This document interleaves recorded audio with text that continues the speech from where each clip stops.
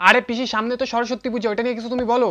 কি বলবো আমি? আরে কি বলবা মানে সরস্বতী পূজা তো এবার মিটিং তো করতে লাগবে, তুমি করবা কি না ওইটা তো কও।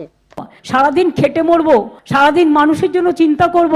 আরে হ্যাঁ পিসি আমি জানি তুমি সারাদিন খাইটা মাইটা মরো, তো তার তার জন্য কি তুমি মিটিং করে দেবে না? পূজা টুজা হবে না নাকি?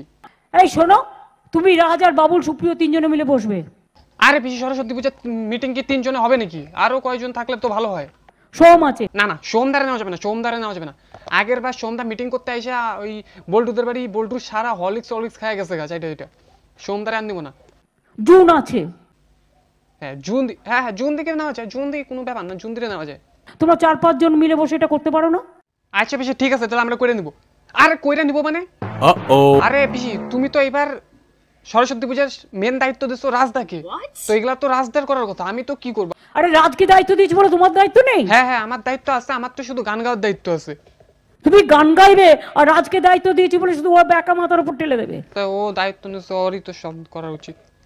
বাহ বাহ বাহ, এটা তো একটা পরিবার, তোমরা পরিবার তৈরি করো। তোমার টনি আছে, টনিটাকে ডেকে নাও। টনি আসবে না এবার, টনি আসবে না। আগের বার হচ্ছে ওরা খিচুড়ি মিচুড়ি দাও নাই, এবার রাগ করছে, টনি আর আসবে না। সুভদ্রা কত আমাকে বলে যে আমি কাজ করতে চাই, তোমরা তাকে ইনভলভ করো। ঠিক আছে পিসি, তাহলে ওদের ইনভলভ করে দেবো আমি। কাজ ডেডিকেটেড হিসেবে করতে হবে। আমি দলের একজন দায়িত্বপূর্ণ কর্মী, দায়িত্বপূর্ণ মানুষের পাহারাদার। আমার দায়িত্ব আমি পালন করবো, রাজদার দায়িত্ব আমিও পালন করব। সব কাজ করতে পারবেন। আমার আবার আজকে নতুন অফিসে যেতে হবে, কারণ কালকে তো সানডে ছিল। হ্যাঁ হ্যাঁ কালকে সানডে ছিল, সানডে।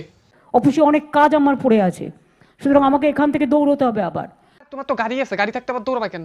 গাড়িতেই যাও গা, আমিও যাই। মিটিং এর কথা তো সবাই কয়ে আসি, বিশেষ করে রাজদারে কয়ে আসি।